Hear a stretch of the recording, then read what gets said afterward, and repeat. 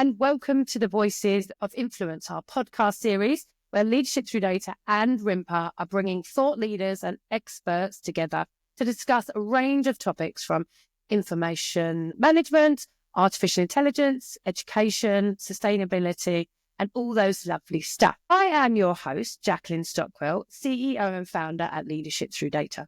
I empower information leaders globally, focusing on personal and professional development. As an international public speaker, I aim to inspire, motivate, and educate in every presentation or podcast I deliver. My goal is to continue to make information management training engaging and useful through storytelling and visual aids. Now, this episode, we are looking at education, and I'm here with one of the key influencers, Dr. Louise Curham. Do you want to tell me about you? Tell me about you. Introduce yourself. Thanks for your intro, Jackie. So I'm joining you from Wajak Lands here in Boorloo, Perth, where I have a position as a teacher of records and archives to students enrolled in Curtin University's Graduate School of Libraries, Archives, Records and Information Science.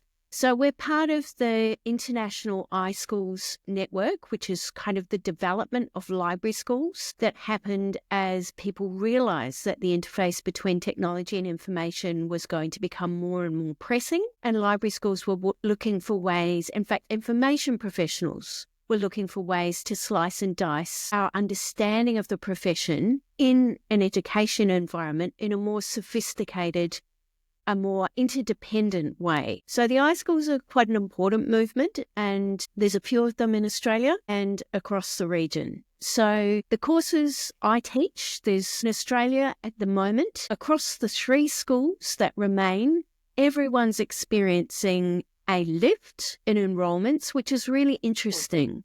Yeah. Something right now in the environment is attracting the community to us. For us, you know, we have quite an interesting mix in our students, and I've had the great good fortune to teach in 2 of Australia's 3 library schools. So it's given me a bit of a sense of actually who these students are.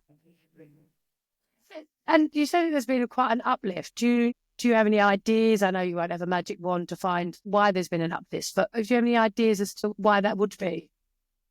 So there's a little bit of data that informs that view, which is that roughly the division amongst the students is about 1/3 who are retraining. So I think for many of us, we're recognising that the profession we perhaps started in is not going to be the profession that's going to last through our careers. So I think that's one component there. The other one is for the information professions, it's still the case that there's a proportion of people who meet us through their local library.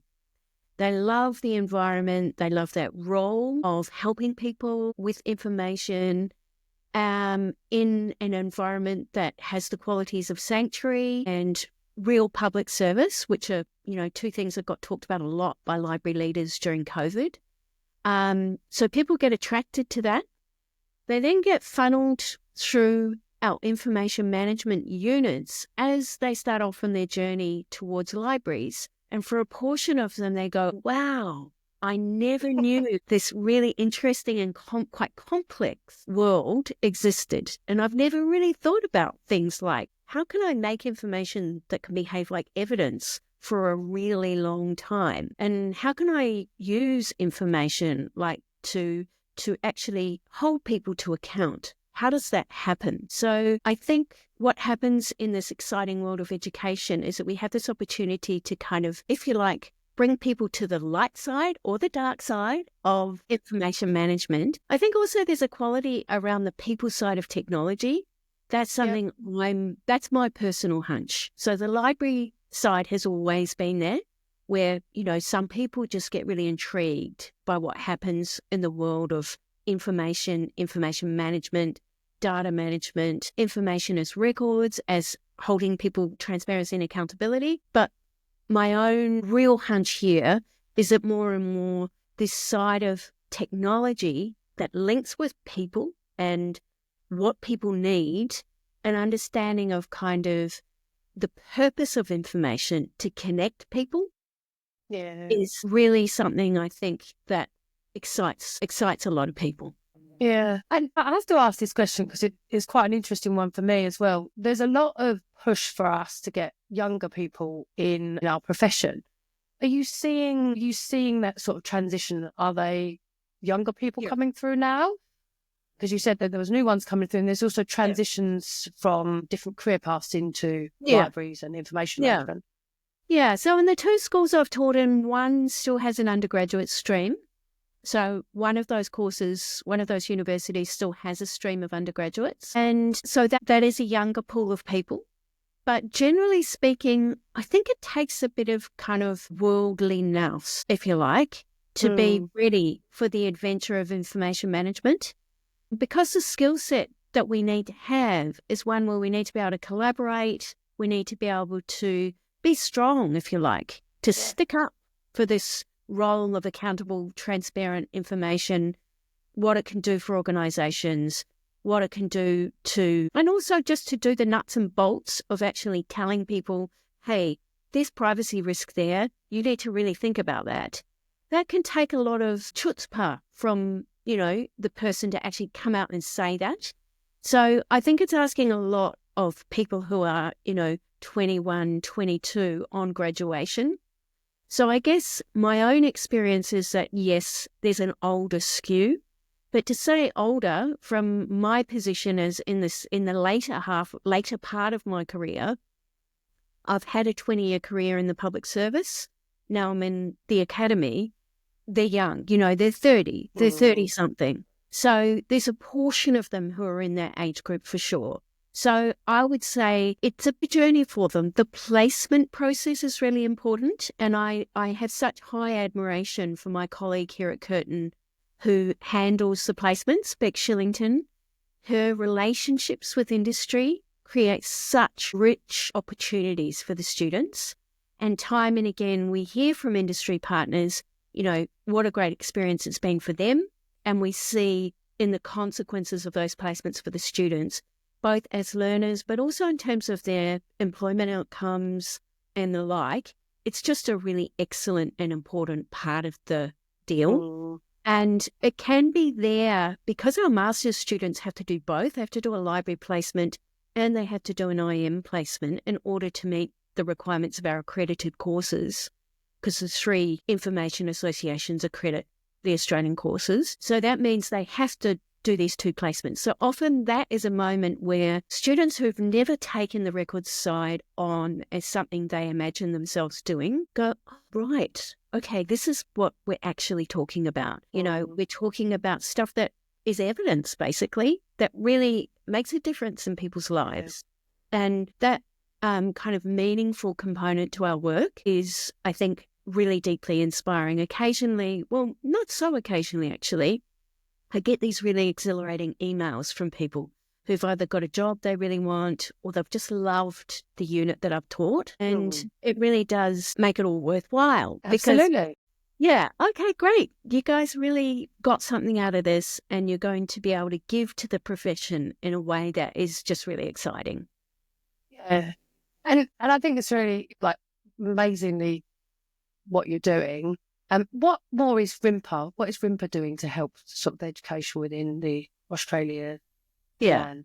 So RIMPA plays a crucial role because they accredit the courses, and that accreditation is really, really important to students. So students put in a huge amount of resources, both in terms of time and in terms of financial commitment. It's a really big effort to take a master's degree, to do a graduate diploma, even to do a graduate certificate that some of the other unis offer, is a really big commitment. And what's really, that accreditation process is a hefty piece of work. And the fact that RIMPA actually commits resources to do that is a really important part of the process. Engagement by professionals in the sector, RIMPA members, to get involved in that accreditation process is really important. And the level of seriousness with which that's taken, because it's quite a responsibility. Basically, there's one person who teaches records and archives in each of the 3 remaining courses. There is a 4th uni who still has a stream they're teaching out, which has been one of our key research institutions and continues to be really active in research, which is Monash. But for the courses that are actively teaching at the moment, it's a lot of responsibility for one person to bring the profession to our new graduates. One of the things I really seek to do, and I believe my colleagues who also teach in this space do, is to bring industry practitioners into our teaching as much as we can. So that relies on goodwill from RIMPA, that relies on RIMPA members being happy to share their expertise, in their downtime to enlighten the students, and really show them what it's all about in practice.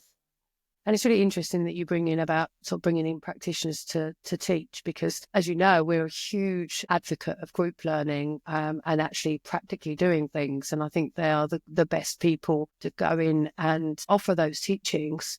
It's just how they're taught, just to make sure that they've got, obviously, as practitioners ourselves, there is a sort of skills gap to make sure that they are able to deliver that training or that education piece, to make sure that the audience that are listening to really understand and get it. And it's not kind of chalk and talk. It's more of an engaging discussion, a delivery of, wow, these are the amazing things that we do, and this is why we do it. Yeah. So, I think it's I think one of the things there is, so the way I describe my role is as a broker. So I see myself as linking key ideas. So I spend quite a lot of time attending industry events. I've been moving backwards and forwards between Canberra and Perth over the last couple of years, and that has allowed me to get involved in government information as well as RIMPA events, to really kind of listen to what industry is saying. And I find that really important too, because of course, one of the troubles for all of us with our skills is we get into an institution and to a certain degree we de-skill. And that's also the case in universities. As a practitioner, you're no longer a practitioner. To try to keep up with practitioner, where things are at with practitioners takes lots of engagement. And I've been really fortunate, I guess, that I've had lots of practitioners around me who are happy to contribute their time in that way. So those sessions are not just, so when I bring them in for what I call fireside chats with my students, that's not just for the students, that's also a chance for me to get QA on my teaching content,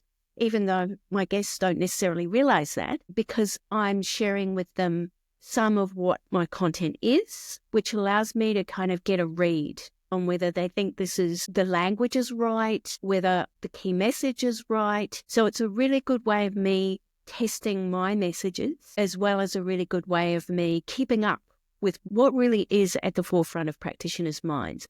And the format I go for is a pretty informal one, because I'm trying to keep it as light a burden as possible. And it really is a fireside chat. I send them 3 or 4 questions. We have half an hour, maybe 40 minutes. And it's really interesting. The students often don't have questions. And I think it's because it's new for them and the information they're taking on is new, and they're really just to absorb. The questions tend to come later. But it's interesting to also watch the audience if they're absorbing or there's information overload, because that's the thing as well, that, you can actually see that from their body language, that, they've taken on too much. So let's just kind of have some breaks or some stop gaps and kind of get them moving as well. But Louise, it's absolutely been sensational. Where can listeners reach out and find you? Yeah, so you can search me up through Curtin University, and you can learn about the courses in Australia on the RIMPA website. So Curtin's courses, if you search up Records, Archives, Curtin, you'll find them. But on the RIMPA website, you can learn about all the courses in Australia. And the other thing I really want people to be aware of is that we have quite a high portion of people who take our courses who've been working in industry for ages and have never had a formal qualification in our area. And often a driver for that is they're looking for professional development, they're looking for promotion, they're looking to change their angle to move into another area in the profession. And sometimes they're looking to work independently, to consult, take on these kind of roles where their professional standing becomes more, they really want to have those credentials behind them.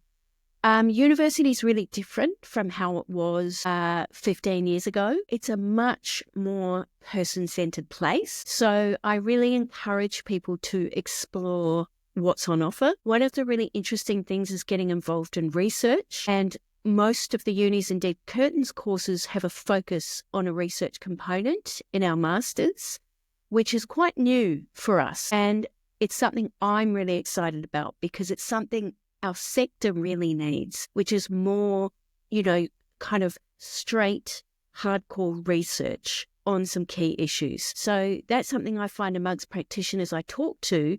They're really interested in that, in the opportunity to do some research. So that's definitely one thing to really take a look at if this has caught your attention. Brilliant. Thank you so much. It's been an absolute pleasure. Thank you for your time. See you. See ya. Bye.